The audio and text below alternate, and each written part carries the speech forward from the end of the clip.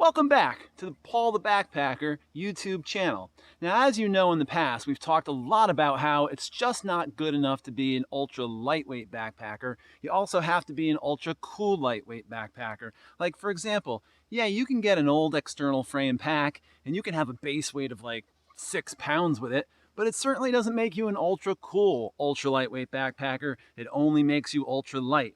And so I want to talk about something that I saw on the Appalachian Trail last week. For whatever reason, on my last day out, I must have seen 20-25 thru hikers coming through. And nowadays, all of those early thru hikers are all ultra light, but most of them were not ultra cool. You had people that had $600 tents and $400 backpacks, and they were sporting 95-cent face masks. You had people that had shirts that were infused with some nanotechnology that eliminated sweat and odor, yet they had their own homemade mask on that had some random old piece of draping that was used to make the face mask and elastic bands for going around the ears. The last guy I saw hiking out, when he saw me coming up the trail, he put his face mask on.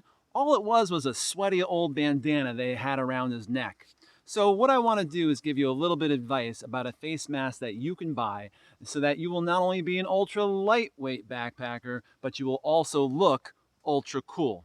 So the face mask that is my current favorite out of all the ones I've tried since this started, and for those of you that don't know, I am from Connecticut, so we were doing the face mask thing way early on. As a matter of fact, everyone in Connecticut has been doing it so well that as of this moment on June 30th, there are only 2 states in the entire country which are going down, and Connecticut is one of them. So if you happen to be in one of those states that is getting nailed right now, I can tell you, face masks actually do work.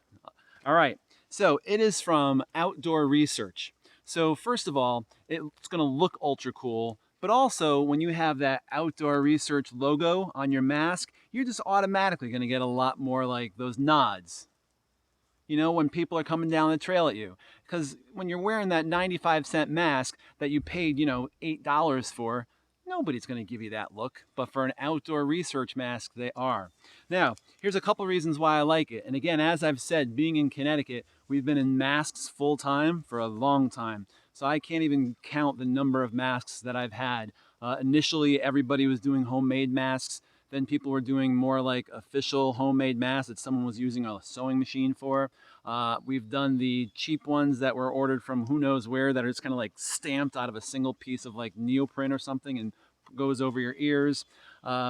We've got, of course, there's like, the N95 official ones that you would buy that, the white paper with the elastics. And all of those didn't really find that to be that comfortable, especially for extended use. And so I ordered one from Outdoor Research, and so far I love it. So I'll put it on my face in a second, but a couple of things that I like about it. One is it has the very small, lightweight metal piece that goes around the nose, and I wear glasses usually, and so for those of you that have glasses out there, you know that if you don't pinch it down by your nose, it just constantly fogs up your glasses, especially if you're doing something outdoors, especially if it's hot and humid like it is right now.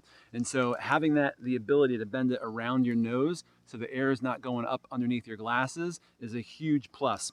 The other thing I like about it is that not only are they elastic things that go around your ears, but they're also totally and completely adjustable. So with a lot of the other masks that I have purchased, you get what you get. You put it around your ear and there's no real adjustment. Even if it's an elastic band, it could still pull, you still can't get it to where you want it to.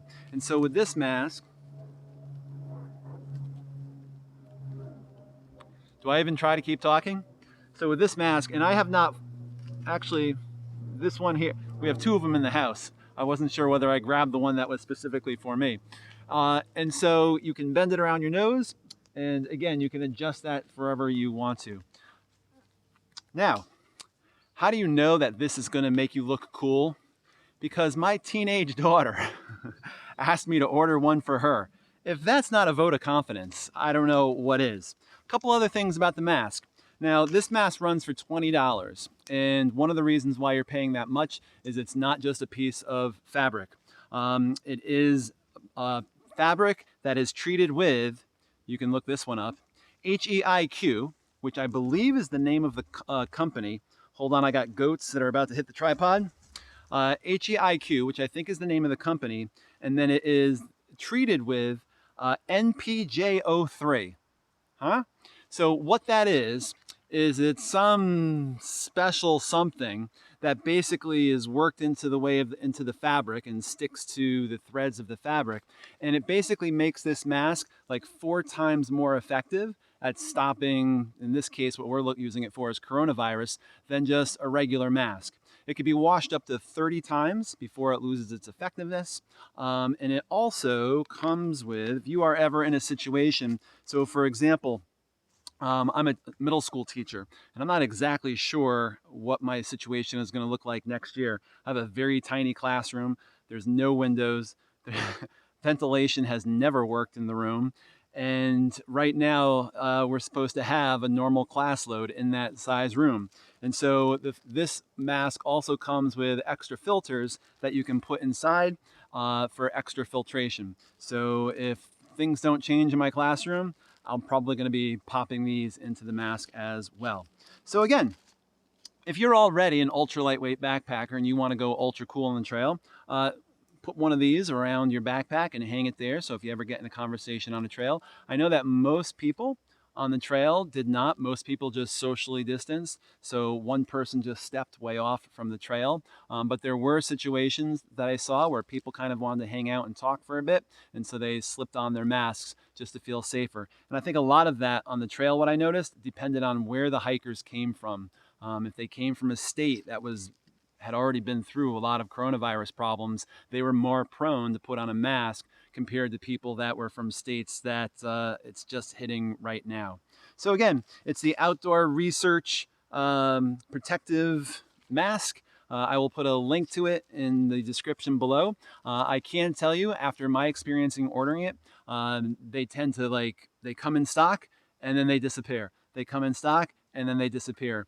Even when I ordered mine twice, I ordered it and I got notifications saying that they were out of stock. And so it took probably about 4 or 5 days before I was actually able to lock one in. So I'm not sure exactly what the supply is right now, but definitely, it's more than a regular mask. But if you're in a situation, especially for work, like I'm going to be, and you're wearing a mask all day long, it's worth the investment to at least wear something that you're comfortable with. And again, it's got the fancy Outdoor Research logo right on it to show the world that you are ultra cool.